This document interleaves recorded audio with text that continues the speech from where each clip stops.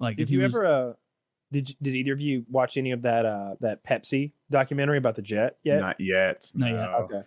I won't spoil it or anything. It's real good. Anybody listening, it's on Netflix. It's a documentary, like 3 or 4 episodes about the true story of when Pepsi advertised their points program. You get a jet for this many points, or you get a jacket for this many points, some sunglasses for this many, and at the end of the commercial, Harrier jet, 7 million points, and someone called them on it, came up with 7 million points, and wanted their fucking jet, and they were like, what do you really want? And they were like, we want the fucking jet.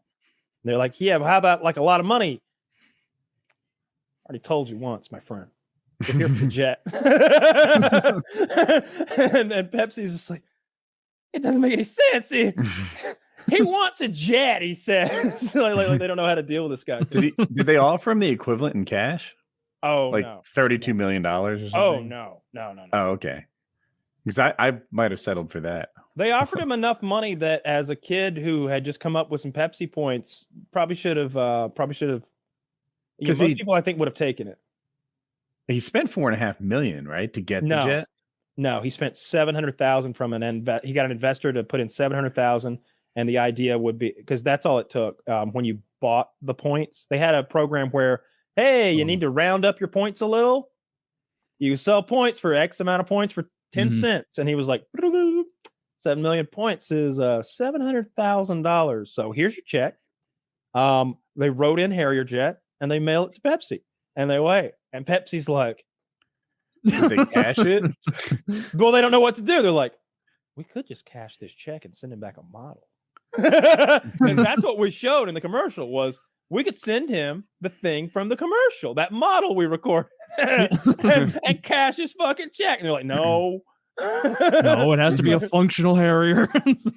Yeah, I watched a different documentary where a guy bought a Harrier jet. And apparently there's a lot of rules around who's allowed to own them and whether you qualify. The FAA weighs in on you, but he was the guy. He was like a what do they call it? A test pilot. So like he was previously a test pilot. Now he's old, he's retired, and he has enough money to buy a Harrier jump jet. Yeah, and he's the guy. Yeah. They're like, sir, do you know sure you're gonna be able to fly this Harrier jump jet? I've never had a problem flying a Harrier jump jet. I tested that one actually before it was called a Harrier jump jet. It was the XB-74 back then. It's like, well, I don't know, sir. I was smart enough to trick Pepsi. Like, so I think I can handle this.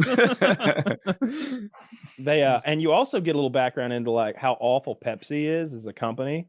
I'll spoil this little bit. I will not have your Southern Coca-Cola bias weigh into my Pepsi.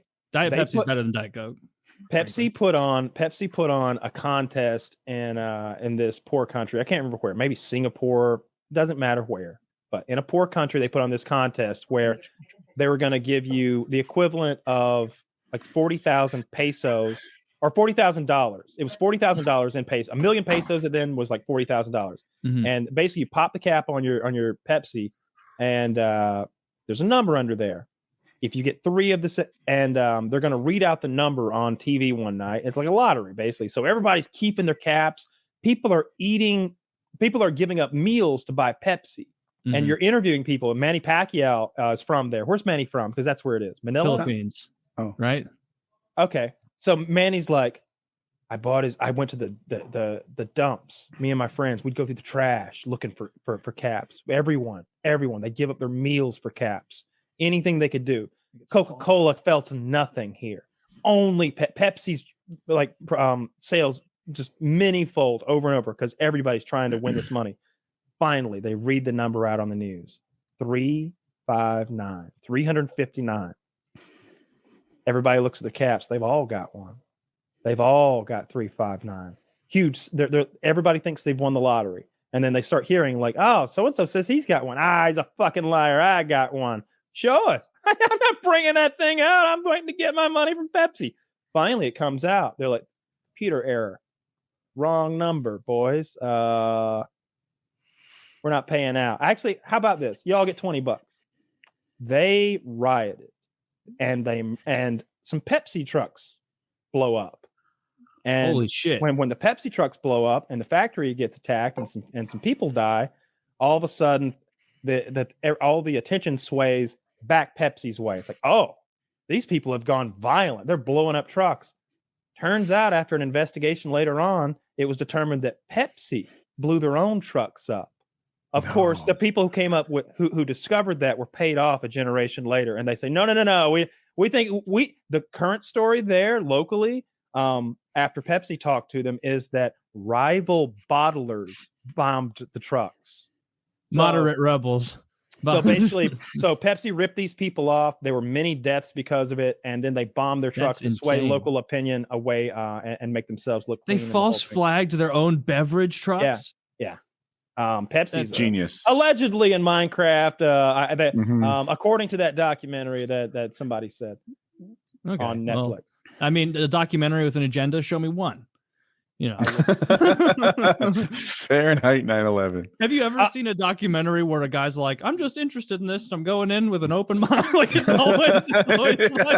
always like today we're going to talk about food and how everything is poison except for what I'm selling. Which they give a good I can only come to the conclusion that this doc gives a fair shake because 3 or 4 bigwigs from Pepsi are in it. Like they're there giving their side. Former bigwigs, like bigwigs at the time.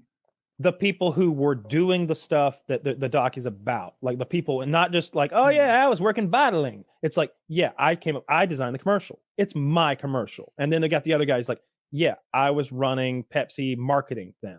Yeah, I pay the guy who comes up with the commercials, and it's like, yeah, and I'm Pepsi legal. Like, and like, yeah, I'm the lawyer who works for Pepsi legal. Like they have all of these people in the doc, and you get all of their like points of view.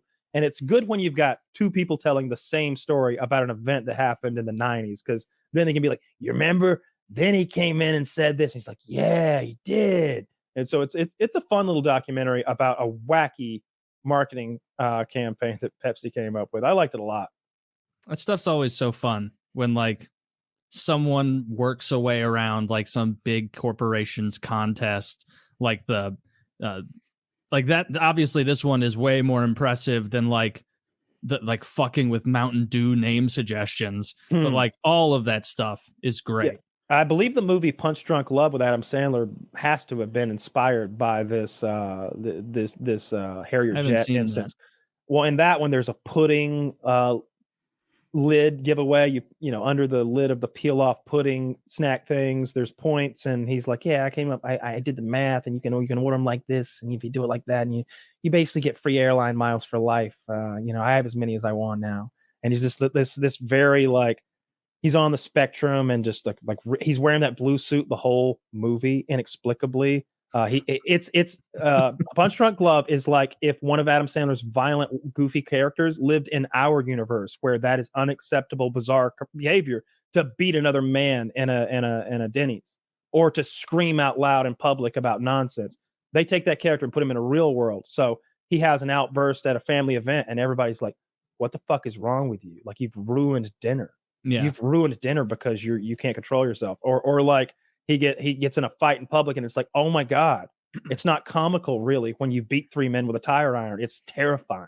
Yeah. And so Punch Drunk Love, really good movie too, if you want to see Adam Sandler's best, I think. Although I haven't seen his newest movie where he's running around with the gyms, uncut whatever gyms or whatever, when he's I did see Uncut Gems. Yeah. Yeah. Everybody says that's tremendous, and I need to check that out. I thought it was good. It was like it kept my attention the whole time. Like it was high tempo the entire movie. I'm pretty sure Adam's a billionaire now, and every like 5 years he'd be like, just so you know, I'm a really good actor. Watch. And he'll just really do a good job at acting. And then he'll go back to making those goofy comedies with all of his buddies to make sure that they can live life to the fullest too.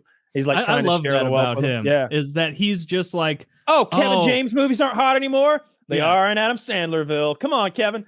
Kevin James, David Spade, Rob Schneider. Come over here, suckle on the teat. I'm here for my boys. I'm here for my friends. Like, and Chris Rock shows up every time to support him in those Chris shitty Rock's movies. there to help. Chris Rock's obviously not struggling. Everybody loves Chris Rock. See, if I were a famous actor and I had that kind of reach, like what he has with Netflix, I would do the exact same thing. I would be hooking up all my buddies with like high paying Netflix roles. Why wouldn't you? That'd be awesome. just being like, oh, you're struggling financially, bro. Guess what? You're playing a goofy retard who rides a tricycle. Here's 600 grand of Netflix money.